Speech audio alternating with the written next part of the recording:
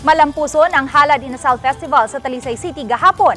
Samtang pipila kadaan sa naasoy dakbayan ang siradan ugma atul sa adlaw sa fiesta. Ang detalye sa report ni Femari Dumabo. Ang tigi sa Halad Inasal Festival ang usa sa highlight sa kapistahan sa dakbayan sa Talisay. Malinawon ug malampuson kining napahigayon gahapon nga gisugdan sa street dancing gikan sa tubangan sa Santa Teresa de Avila Church padung sa atbang sa bakanting luna sa Talisay City Hall. Dinhi na usab gihimo ang ritual showdown. Ang 22 ka barangay gi-cluster ngadto sa 5. Bongga, colorful ug mga bag-ong konsepto ang mga gipakita sa Batan-ong Talisaynon nga mao'y nakigtigi sa Halad Inasal Festival. Makita gyud sa mga tawo nga ni level up gyud, grabe ka bongga, and then with the intercession of Santa Teresa, nindot kay ang weather. Ang winning concept gahapon, kauyon kay si Mary dool gyud din siya nako pagkita siya uy nindot ka uyon ko ani na nani potential for our Pasigarbo.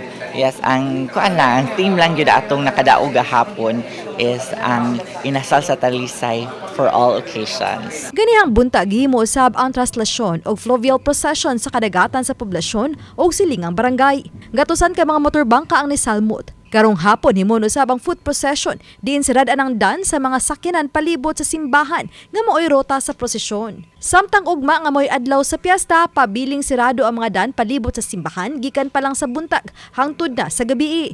Ug sugod sa alas 5 ugma sa hapon, sirado usab ang southbound nga dan sa Cebu South Coastal Road gikan sa San Isidro Junction padung sa Calmar Junction. Og mahimong two-lane ang northbound nga dan. Hinungdan nga gipaabot ang paghuot sa trapiko. Tungod kini sa himuong grand concert, gipaabot kapin sa 15,000 ka mga tao ang mosaksi. Manawagan lang ko sa ato ang mga trabahante, atong mga motorista, katong dunay mga biyahe, labi na gyud og katong dunay mga biyahe paingon sa south. Muhangyo lamin nila nga iplano daan ang inyong mga lakaw. Gawas nga ubay-ubay ang mga tao nga mananaw, makakos gid siya og traffic tungod kay amo mangpugnan ang mga sakyanan unya among patabukon ang mga tao. Ang nagmodular karon ang nagperform sa Halad Inasal Festival yesterday.